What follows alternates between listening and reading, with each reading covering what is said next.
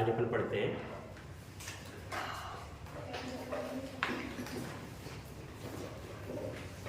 Generation of computer. Computer के generation कौन कौन से हैं? देखो, जो सबसे पहले मैंने एक दिन बताया था, जो सबसे पहला कंप्यूटर बना था बहुत बड़ा हुआ था। उसमें कंपोनेंट के तौर पे वैक्यूम लगे हुए थे, बड़े बड़े ट्यूब लगे होते थे, वैक्यूम लगे हुए थे। तो ट्यूब और वैक्यूम लगेंगे तो कंप्यूटर बहुत बड़ा बनेगा, बहुत बड़ा बनता था, बहुत जल्दी गर्म हो जाते थे, ज़्यादा काम कर नहीं पाते थे, थोड़ा सा काम किया फिर उसको क्या करना पड़ता था, बंद करना पड़ता था। इस तरीके से धीरे धीरे धीरे चेंज होते होते होते है ना, चिप बन के आया है ना। अब जो है वो माइक्रो चिप बन गए हैं, जिनमें जितनी मर्जी उतनी देर चलाओ कोई फर्क नहीं पड़ता।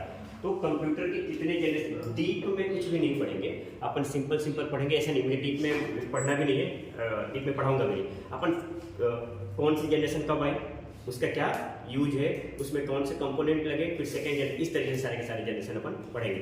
तो फर्स्ट जनरेशन 1942 से 1956 तक की फर्स्ट जनरेशन जो है वो 1942 से लेके 1956 तक की। देखो, किसी भी चीज का एग्जैक्ट कुछ पता नहीं है ना, कि कभी कभी क्या होता है, जैसे मान लो कि मैं कंप्यूटर बना रहा हूँ है ना, मैंने कंप्यूटर बनाना स्टार्ट किया 1940 से, लेकिन जब मैं मार्केट में आया तब हो गया 1942 हो गया।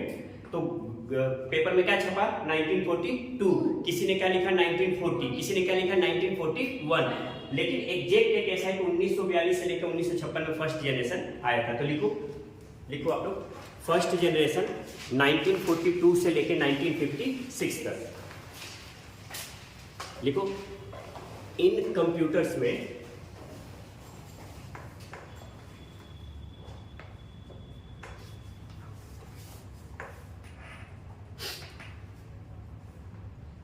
वैक्यूम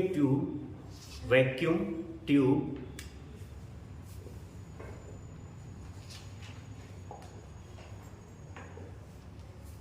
लगे हुए थे या लगे हुए होते थे,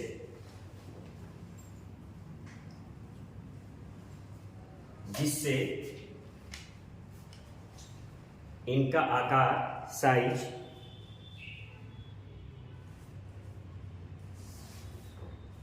बहुत बड़ा होता था। ब्रैकेट में लिख लो, एक कमरे के बराबर।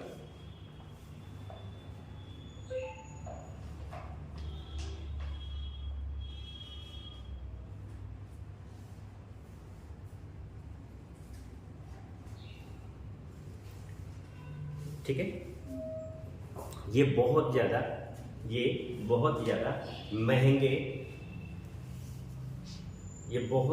महंगे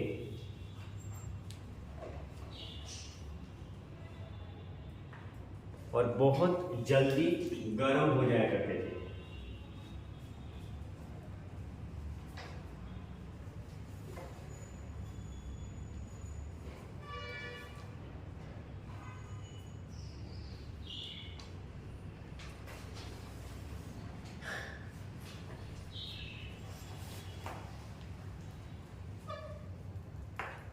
इनको ऑपरेट करने के लिए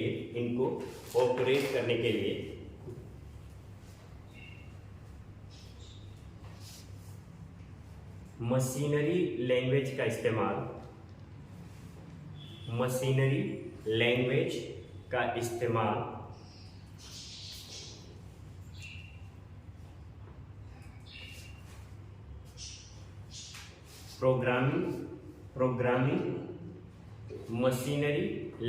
इस्तेमाल प्रोग्रामिंग लैंग्वेज के रूप में किया जाता था।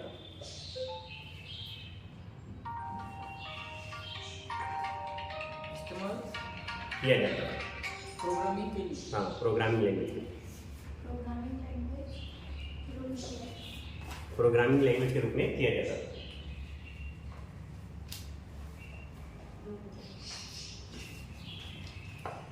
इस जनरेशन में देखो, इस जनरेशन में डेटा को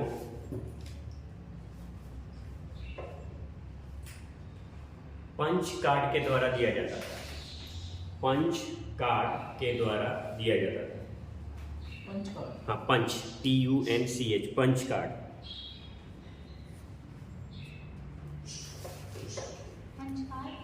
के रूप में इस्तेमाल किया जाता था।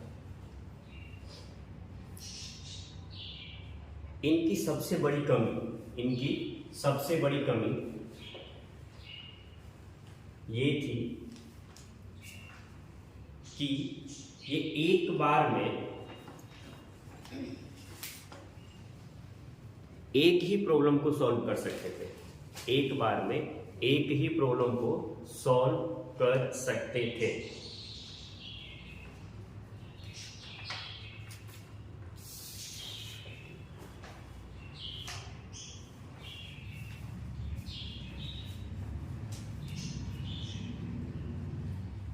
देखो इधर वैक्यूम ट्यूब से बने होते थे, और वैक्यूम ट्यूब से बने होने के कारण साइज इनका क्या होता था, बहुत बड़ा। मतलब एक कंप्यूटर को रखने के लिए हमें एक रूम की जरूरत पड़ती थी, और जब हम कंप्यूटर को स्टार्ट करते थे तो बहुत ज़्यादा साउंड करते थे और बहुत जल्दी क्या हो जाते थे, गर्म हो जाते थे।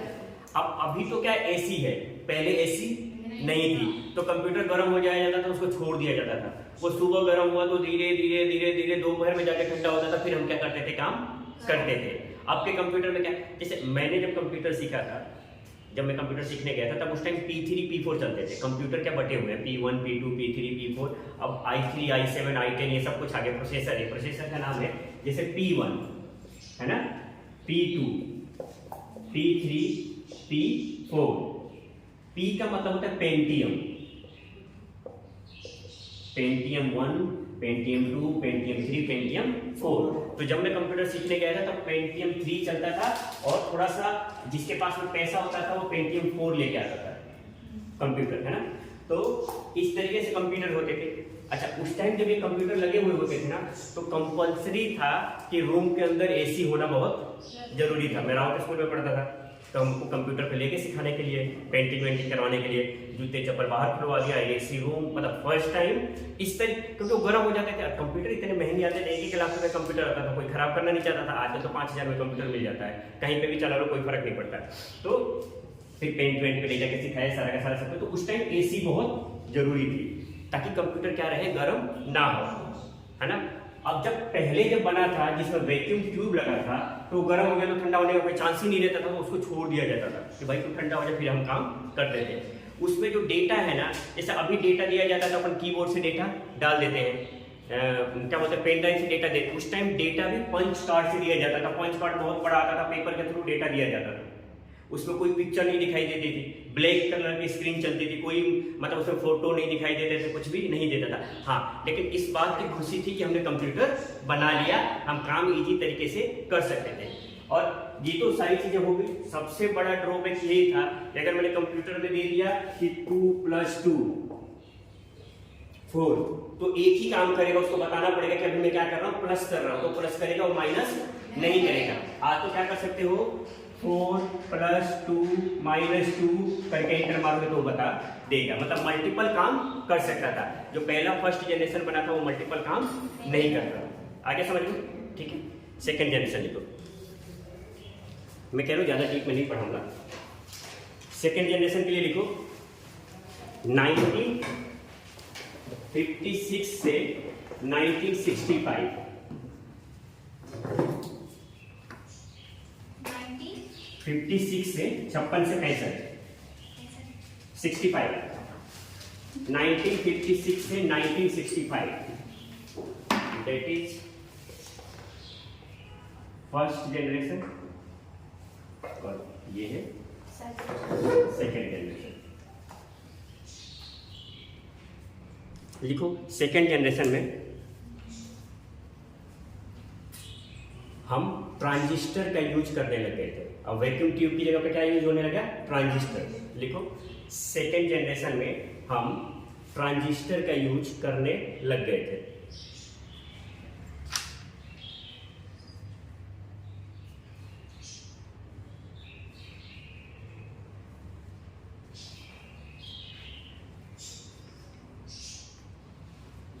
इस पीढ़ी में, आगे लिखो, इस पीढ़ी में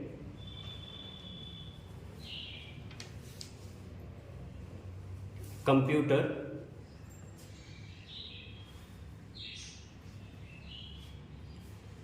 अधिक सस्ते और ट्रस्टेबल थे। इस जनरेशन में कंप्यूटर अधिक सस्ते और ट्रस्टेबल थे। इनकी वर्किंग कैपेसिटी फर्स्ट जनरेशन से तेज, फास्ट और बहुत ही कम बिजली की खपत होती थी।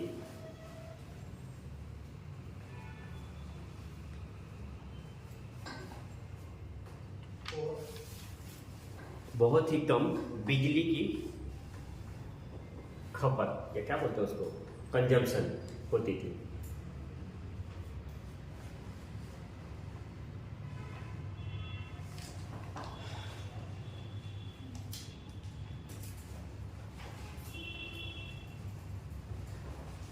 देखो इस जनरेशन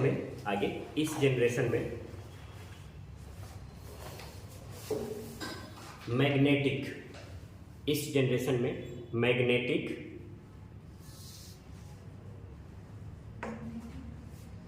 और मैग्नेटिक टेप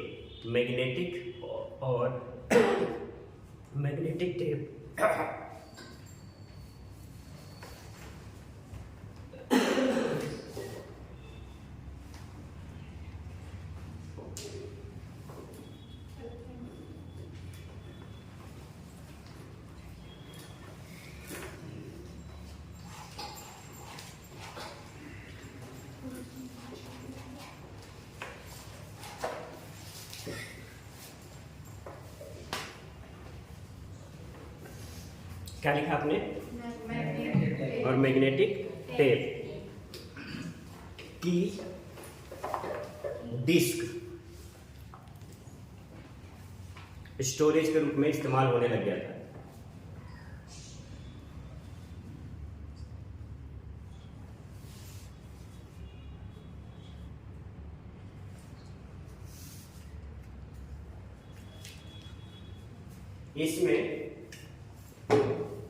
इसमें कोबोल और फोर्ट्रान, ये लैंग्वेज के नेम है। इसमें कोबोल और फोर्ट्रान प्रोग्रामिंग लैंग्वेज का यूज किया जाने लग गया था।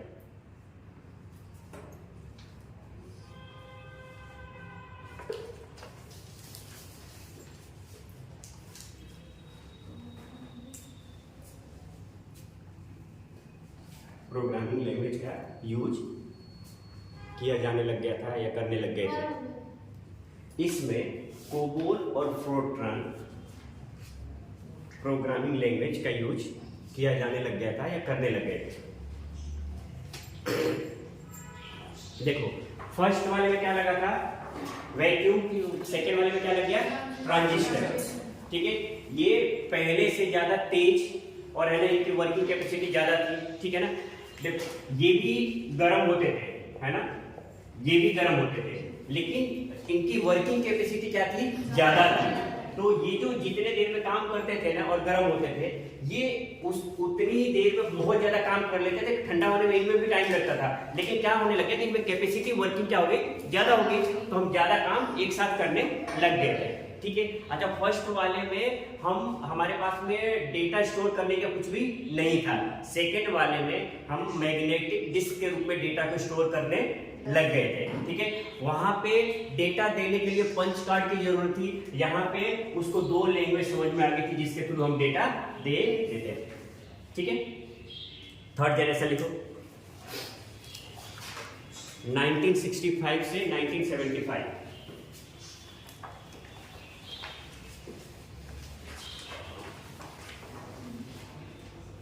1965 से 1975, that is second and ये क्या है अपना third generation.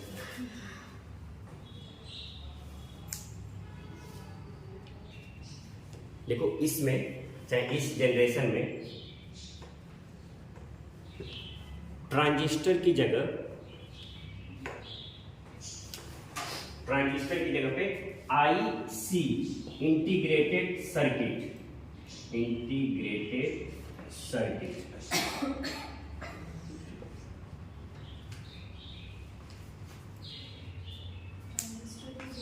Integrated integrated circuit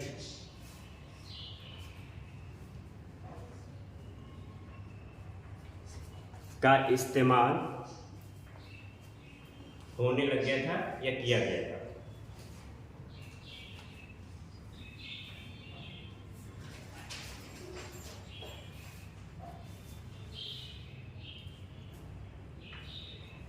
जिससे कंप्यूटर की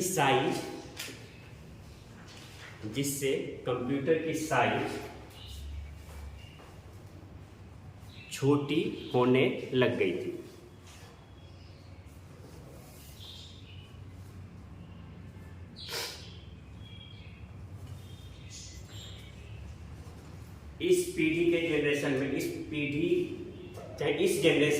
इस जनरेशन में कीबोर्ड और माउस का इस्तेमाल होने लग गया था। इस जनरेशन में कीबोर्ड और माउस का इस्तेमाल होने लग गया था।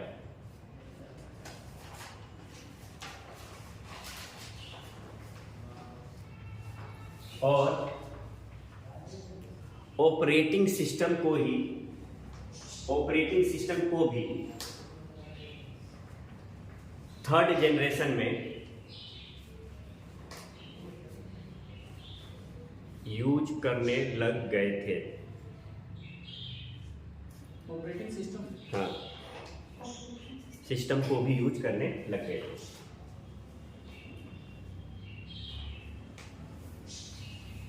जिससे टाइम शेयरिंग एंड मल्टी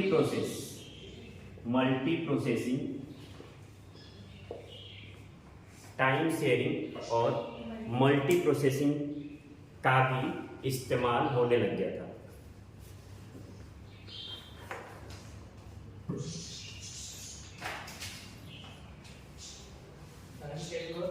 और मल्टी प्रोसेसिंग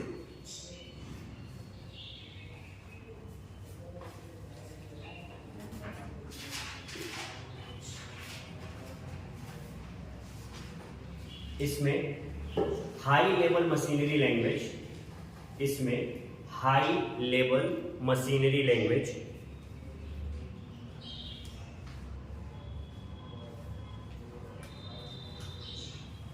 जैसे फोर्ट्रान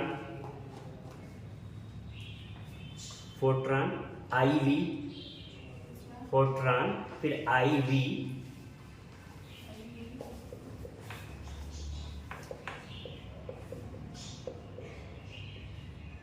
पास्कल और बेसिक।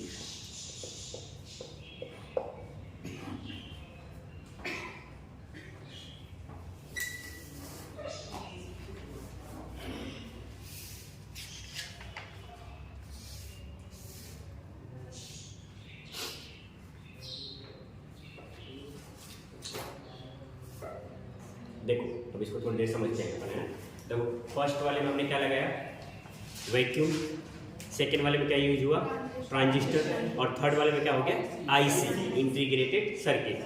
आईसी जब से लगना स्टार्ट हो गया ना, आईसी लगने का मतलब है कि हम P1 P2 P3 पे आ गए थे। तो जब आईसी लगना स्टार्ट हुआ तो आईसी इतने छोटे छोटे होते हैं कंप्यूटर के अंदर। गुड नाइट, गुड मॉर्निंग, ठीक है। तो जब आईसी लगना स्टार्ट हो गया तो कंप्यूटर क्या हो गया, छोटे बनने लगे थे, छोटे बनने हो गए। अच्छा, फर्स्ट टाइम थर्ड जनरेशन के अंदर हमने कीबोर्ड और माउस का यूज करना स्टार्ट किया। उससे पहले कीबोर्ड और माउस का यूज नहीं होता। थर्ड जनरेशन के अंदर ही हम कीबोर्ड और माउस का यूज करने लगे थे, ठीक है। और इसमें एक चीज और हुआ, मल्टी प्रोसेसिंग का मतलब हम मल्टीटास्किंग करने लगे थे। एक जगह वर्ड खोल दिया, एक जगह एक्सेल खोल दिया, एक जगह टैली खोल दिया, सबका हम यूज करने लगे थे। और टाइम शेयरिंग होने लगे थे। टाइम शेयरिंग का मतलब हम एक कंप्यूटर को दूसरे के साथ में हम शेयर कर सकते थे, तो एक ही टाइम पे उसका मल्टीपल यूज कर सकते थे, ठीक है। तो अगर कोई आपसे जनरेशन पूछे तो जनरेशन को आराम से समझाना होगा तो हम आराम से समझा सकते हैं। कैसे कि फर्स्ट वाला बहुत बड़े बड़े बने थे, बहुत गर्म हुआ करता था, उसमें वैक्यूम ट्यूब बना हुआ था। बाहर यहाँ पे बैठ के अगर किया ना तो इससे अच्छा मत बैठना, ठीक है। तो फर्स्ट वाले जनरेशन में वैक्यूम ट्यूब बहुत बड़े बड़े, बहुत जल्दी गर्म हो जाया करते थे, काम बहुत कम होता था, एक टाइम में एक ही काम हुआ करता था। सेकेंड जनरेशन आया तो उसमें ट्रांजिस्टर लगा। ट्रांजिस्टर लगने से क्या हुआ, गर्म और सब कुछ सही था, लेकिन काम करने की जो प्रोसेस है ना वो बहुत ज्यादा हो गई, मल्टीटास्किंग हो गई, हम एक साथ में ज्यादा काम कर सकते थे। और डेटा स्टोर करने के लिए हमने क्या किया, मैग्नेटिक टेप की डिस्क बना दी जहां पे डेटा स्टोर कर सकते थे। जब थर्ड आ गया तो बहुत सारी चीजें यूज होने लग गया, कीबोर्ड माउस का यूज होने लग गया, ट्रांजिस्टर की जगह पे आईसी का यूज होने लग गया, मल्टीटास्किंग हो गई, टाइम शेयरिंग हो गया, फिर उसमें लैंग्वेजेस यूज होने लगी, हेवी लैंग्वेज, जिससे हम काम करने में क्या हो जाए, इजी हो जाए, ठीक है। आया समझ में? बस ज्यादा नहीं पढ़ेंगे ना, थर्ड और फोर्थ को कल पढ़ेंगे। तो ये 3 जनरेशन है, ठीक है। अब कुछ पूछ लूँ क्या मैं आप लोगों से? हाँ, तो जो पढ़ा है तो उसको पूछ तो लें एक बार अपन।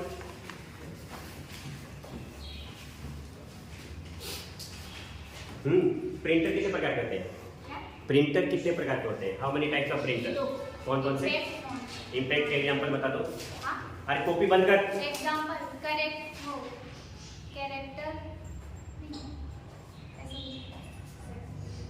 कौन सा? प्रिंटर ऐसे ऑप्शन होता नहीं? नहीं समझाना है अच्छा। ढंग से बोल, फटाफट बोल, जल्दी बोल, इतना टाइम थोड़े है।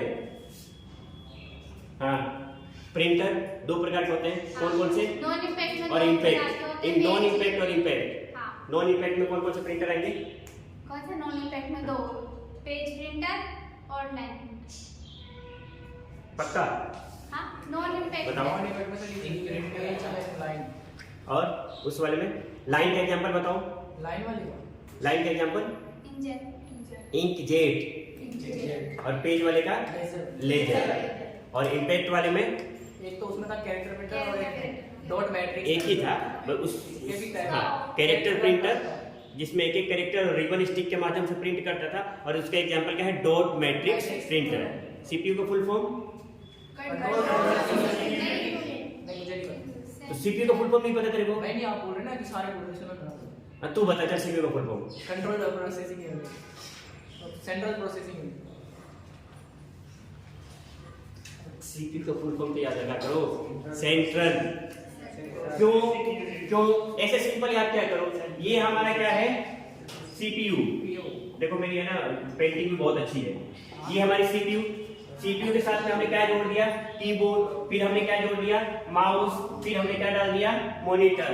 तो एक ऐसी चीज जो सेंटर में रहते हुए सबकी प्रोसेसिंग करे वो क्या कहलाता है, CPU, central processing unit. Control processing unit तो होता ही नहीं है। ऐसे अब समझा दो, बोल दो, अब मेरे को समझाना होगा तो मैं समझा, हाँ सबको कंट्रोल करता है, इसलिए हमने क्या नाम दिया इसका, कंट्रोल प्रोसेसिंग यूनिट। वैसे इसका नाम क्या है, सेंट्रल प्रोसेसिंग यूनिट। और मॉनिटर कितने प्रकार के होते हैं अपन? 3। बता कौन कौन से? मैं जोर से डांटूंगी तो बेहोश थोड़ी होगी। हाँ बता, जल्दी बोल, जल्दी बोल।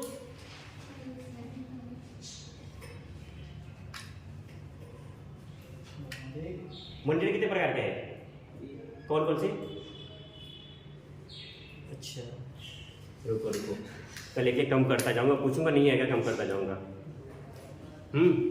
कौन कौन से?